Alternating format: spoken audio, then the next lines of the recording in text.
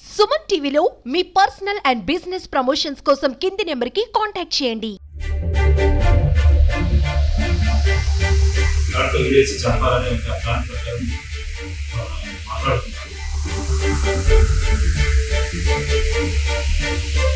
నుంచి రాత్రి 12 వరకు బాగా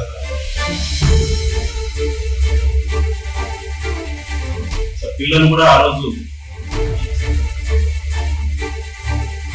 ఇద్దరికి గత 10 సంవత్సరాల నుంచి సంబంధం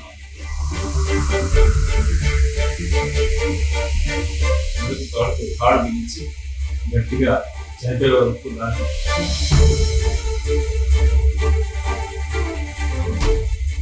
తమ వివాహితర సంబంధానికి భర్త అడ్డొస్తున్నాడని ప్రియుడితో కలిసి అతి దారుణంగా హత్య చేసింది ఓ మహిళ.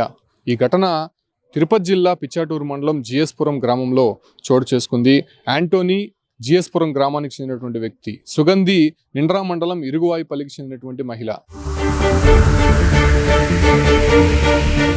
అయితే వీరి ఇద్దరికి 10 సంవత్సరాల క్రితం వివాహం జరిగింది.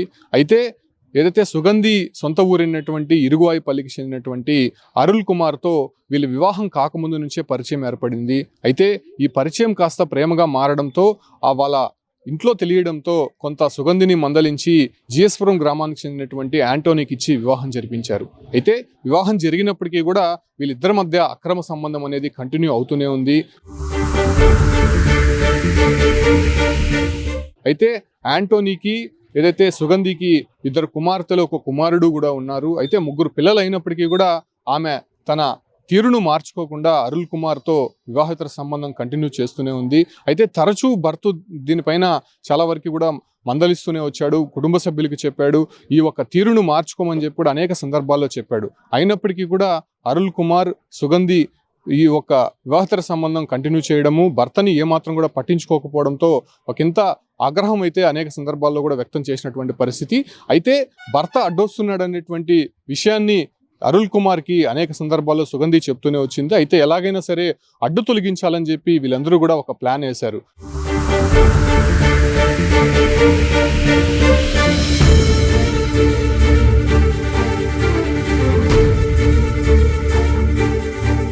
అయితే శనివారం రాత్రి సమయంలో ఎలాగైనా సరే హతమార్చాలని చెప్పి ప్లాన్ అయితే వేశారు.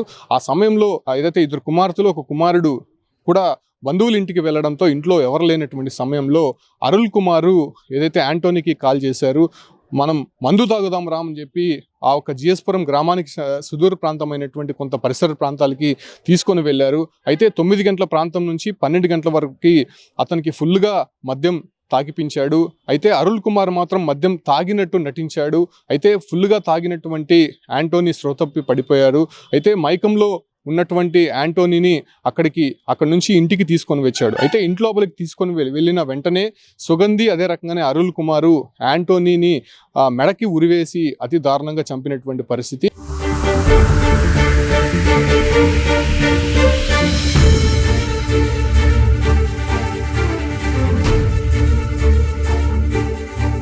అయితే సుగంధి ఏదైతే యాంటోనీ కాళ్ళు పట్టుకోవడము, అదే రకంగానే అరుల్ కుమారు ఒక తాడుతో తన మెడకి పూర్తిగా కూడా బిగించి వేసి యాంటోనీ అతి దారుణంగా చంపినటువంటి ఘటన అక్కడ చోటు చేసుకుంది. అయితే చంపిన తర్వాత ఆ ఒక్క బాడీని ఇంట్లోనే ఉంచి అక్కడ నుంచి అరుల్ కుమార్ అయితే పరారైపోయాడు.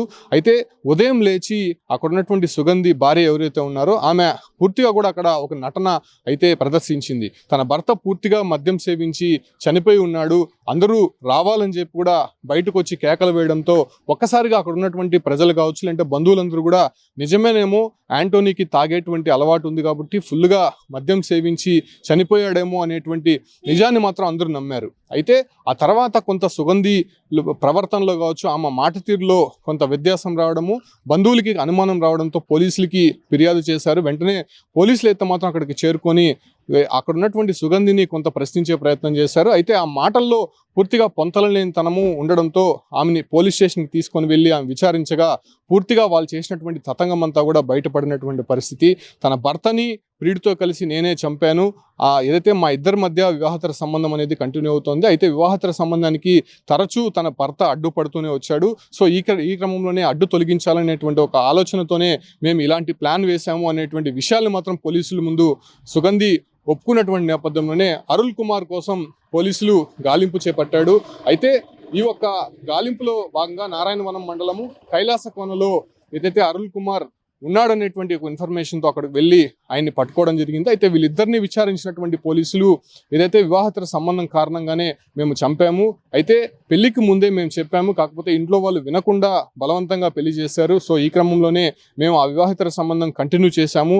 ఇప్పటికి కూడా మేము ఇద్దరం కలిసే ఉండాలనుకుంటున్నాం కాబట్టి అటు ఆంటోనీ మాకు అడ్డొస్తున్నాడు అనేటువంటి ఒక ఆలోచనతోనే మేము అతన్ని అడ్డు తొలగించుకోవాలనేటువంటి ఒక ఆలోచనతో ఈ హత్య చేశామని చెప్పి కూడా వాళ్ళు ఒప్పుకున్నారు. అయితే ఈ అఘాయిత్యానికి పాల్పడినటువంటి ఇద్దరు కూడా ప్రస్తుతం పోలీసులు అరెస్ట్ చేసి రిమాండ్కి తరలించినటువంటి పరిస్థితి. అయితే సుగంధిని మాత్రం కొంత అక్కడ ఉన్నటువంటి గ్రామస్తులు బంధువులంతా కూడా చివాట్లు పెడుతున్నారు. 2 కుమార్తెలు ఉన్నారు, 1 కుమారుడు ఉన్నారు, 3 పిల్లలు అయినప్పటికీ కూడా భర్తని ప్రియుడితో కలిసి ఇంత దారుణంగా హత్య చేయాల్సినటువంటి అవసరం ఎందుకు వచ్చింది, అసలు ఇలాంటి మహిళల్ని కఠినంగా శిక్షించాలని చెప్పి అక్కడ ఉన్నటువంటి గ్రామస్తులు కూడా కోరుతున్నటువంటి పరిస్థితి. ప్రస్తుతం ఈ ఒక్క ఘటన సంచలనంగా మారడంతో భర్తకు సంబంధించినటువంటి బంధువులందరూ కూడా వీళ్ళపైన ఫిర్యాదు చేశారు. అప్పటి నుంచి కూడా ఈ ఒక్క ఆంటోనీ పైన కక్ష పెంచుకున్నారు. కుటుంబ సభ్యులు కూడా అనేక సందర్భాల్లో వేధించారు.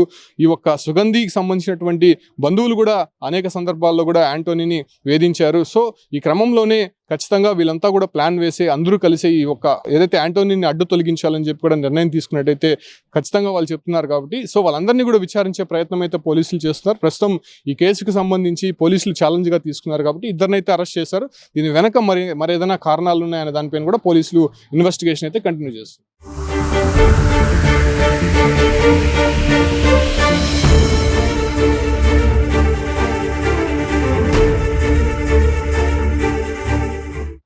ఇచ్చాడూరు మండలం జిఎస్ పురం గ్రామానికి చెందిన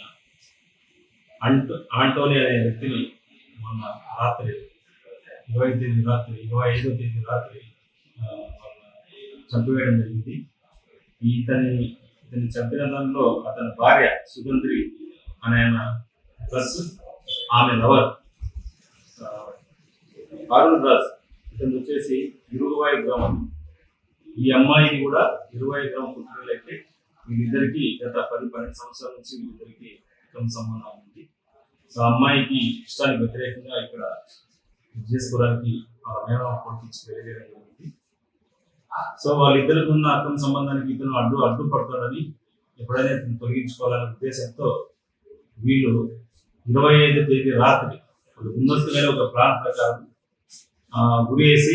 తాడుతో ఉరేసి చంపాలనే ఒక ప్లాన్ ప్రకారం మాట్లాడుతున్నారు.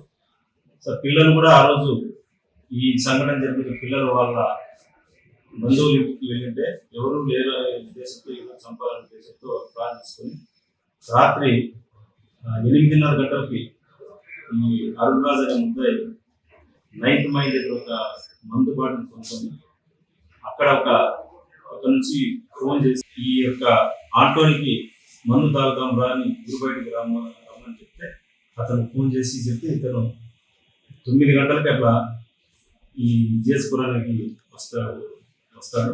వచ్చిన తర్వాత అతను మందు తాగడానికి ఇద్దరు ఊరి బయట ప్రదేశంలో కూర్చొని 9 నుంచి రాత్రి 12:30 వరకు బాగా తాపించి ఇతను తాగినట్టు నటించి అతనికి తాపించి అతను బాగా తాగి మైకం కైపెట్టిన తర్వాత అతన్ని మోటార్ సైకిల్ తీసుకొని పోయి వాళ్ళ ఇంటికి తీసుకొని పోయి అతను మధ్య మత్తులో పూర్తిగా స్పృహ లేకుండా పడిపోయి ఉంటే ఆ రోజు రాత్రికి భార్య ప్లస్ ఇతను ఇద్దరు కలిపి తాడు బిగించి గట్టిగా చనిపోయే వరకు లాగినప్పుడు వాళ్ళ భార్య కాళ్ళు పట్టుకుంటుంది, తాడు పడుతుంది.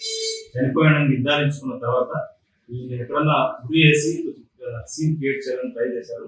కానీ చుట్టుపక్కల కొంచెం అలిపిడి రావడం వల్ల ఆ బాడీని ఇంట్లో నుంచి బయట తీసుకొని వచ్చి పండబెట్టి అతను అక్కడ నుంచి తన మోటార్ సైకిల్లో పారిపోయాడు. ఈ విషయం మా ఇన్వెస్టిగేషన్లో నిన్న మన కైలాసపురం దగ్గర ఇద్దరు కైలాసపురం నుంచి పారిపోతూ ఉంటే ఇద్దరిని వాళ్ళు పట్టుకొని అరెస్ట్ చేయడం. అరెస్ట్ చేసి ఈరోజు వాళ్ళని